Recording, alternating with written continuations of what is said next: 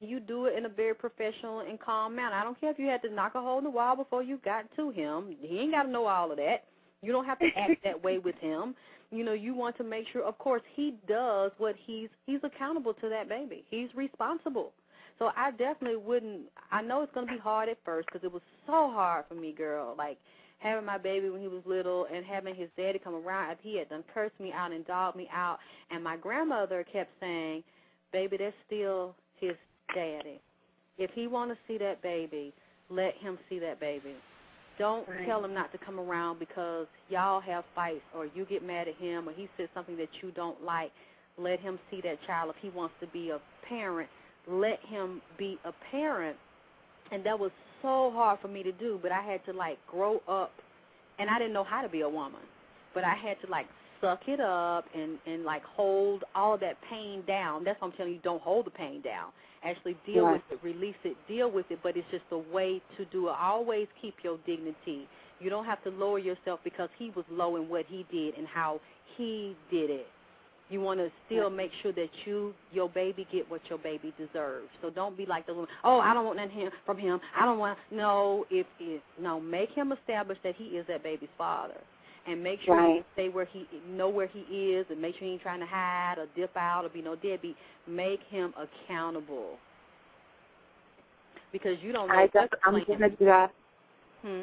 I mean, you have definitely been inspirational because it's just like at first I was so angry and I was just saying, you know, I don't want him around my child. I don't want him around any of those people. And then, like, you know, I started to take a step back and was just like, you know, how would I feel if I didn't have my dad in my life? I mean, he's a bad boyfriend or whatever, but I really don't know. I want to give my daughter the chance to see what type of father he will be. I don't want to be the one to tell her because, you know, it's better for her to see his actions than to hear my words, you know. But on the same token, I'm not going to let anybody hurt my little girl, you know, because, I mean, she's the best thing that's coming out of all of this. And, you know, that's kind of where I'm at right now.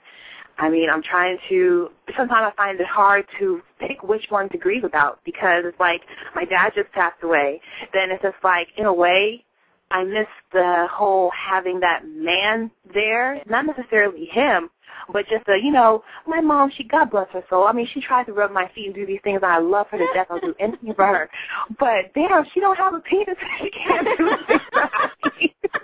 You know, she always told me that. She was like, Selena, if I had a penis, girl, I will hook you up. But I don't. So you're going to have to deal with mama. And I'm just like, with shoes like that, how can I fill shoes like that? I mean, she is an awesome mom. You know, she makes a late night run for cupcakes with pink frosting. Now, pink frosting has to be on them. You know? So, you know.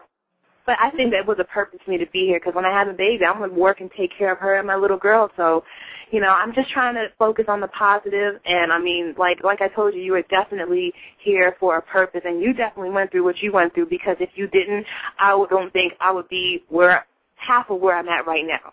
So there's a purpose in everything. At least I'd like to think so.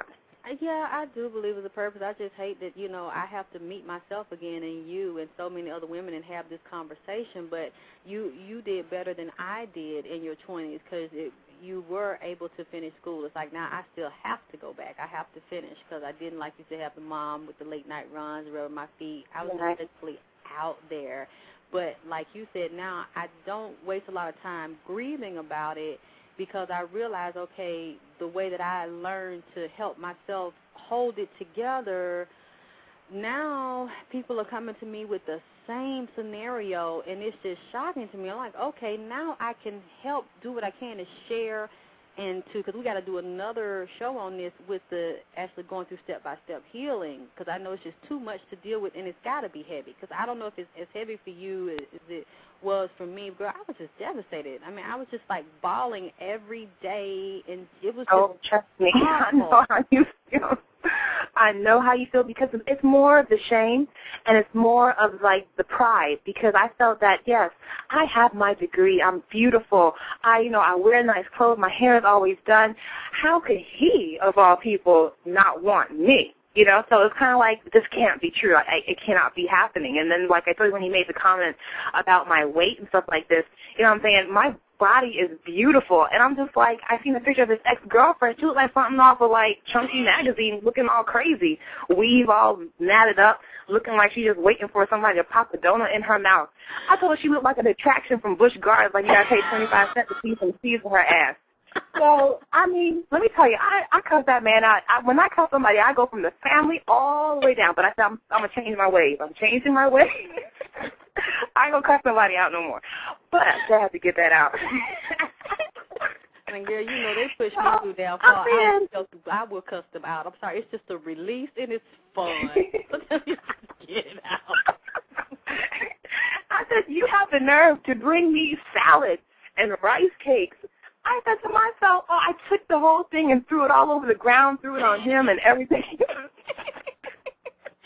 All the Wendy's dressing was all over the kitchen. What? I even threw the croutons at his ass. I said, hell ass. Oh, sorry. I mean, no. Oh, honey, everything goes on here. When was the last time you talked to him or saw him? Well, what he did is that I changed my number, but he called my mom's phone and told my mom how I'm a tramp, I'm a whore, and he's not the father, and just all kinds of stuff. I'm like, and he even called before my dad died. He called him and told him that he's not the father of my child, and we need to just, stay out of his life, and all this here. And I'm just like I told you, I felt like I was in the Twilight Zone and I was on the Maury show. Like they do the clip and the guy's like, she is a whore and da-da-da-da, and I am not the father. And I was just like, never in my life had I experienced some mess like that. Never. I know how you feel, because that's what I went through, and that's what he was saying the whole time, and that's what he had told his family, and that, I slept with so many people that ain't no telling who the baby daddy is, and what I realized don't take that seriously, because that's what niggas do when they want to get an easy way out. When they try to say they self, when they cowardly and they don't want to face the fact that is their baby. And a lot of times it's not, but I don't believe that you're lying. And I knew that I wasn't lying because I hadn't slept with anybody else. So it's like it's... Exactly. We lived together, and I worked days, he worked nights. So it's just like his pictures are all over my house. I'm like, I would have to do a pretty damn good job at taking your pictures down, moving all your shit, bringing the other nigga in, fucking him, then put the shit back by the time you come home from work and come to eat some dinner. It's not like he's like Blair Underwood. That's what I'm telling you. Don't even listen, because it's not true. See, that's his way of trying to get out of this and not be responsible and trying to shame you, because he's really angry at himself, because he don't want to be man enough to stand up and deal with this issue. And he's trying to think, well, you'll leave him alone, you'll let it go. Just keep up with where his ass is. I won't argue with him. I won't go to no changes, because if you know where he is, when he gets served on papers, then to be able to get you off his back, since he say you a slut, let him go on and give his DNA, and we'll see who is telling the truth, his dick or your Exactly. What I would give to be a fly on the wall when he gets those papers. Yeah, be calm, because it hurts men more. It hurts people more when they call you all kind of names, and you're just like, okay. Don't respond, because it's going to get your blood pressure up. It's going to get you upset. It's going to send more negative energy to your baby. It's going to make you feel bad. This is the time you need to be being around people that just make you laugh and have fun. And like you said, you're working on yourself, you're healing, you're actually analyzing yourself, what brought you to this point, where you're going. I do want to say, I don't know if you know it or not, so I want to tell you to be researching this while you're pregnant, girl. Do not watch them canned milk and don't give your baby certain plastic bottles, because they have, I don't know if you've heard of it, so I want you to be researching this. It's called melamine. Melamine, let me take that down. I want you to Google it, because they're putting this stuff in baby formula, and it is killing babies. It started killing them in China. They're using it because it's cheaper than milk protein. It mimics milk protein, and they put it in the baby formulas, and it also causes babies' kidneys to be destroyed, and they shut down. So if it doesn't kill them, it messes up their kidneys. It's called melamine, so it's good to breastfeed your baby if you can, or take the breast milk out. Because, child, you ain't went through it yet, but honey, them children can pull on your titty. Do you hear me? That shit hurts so goddamn bad. Damn, them children can suck a titty. Ooh, and you're going to always be, I'm sure you swole up now. But then you get swelling up, child, as soon, and they know that you got that milk, because they can smell that milk in your breast. And they start trying to suck, girl. You let that baby get on your titty, it's going to feel like he done pulled that nipple off.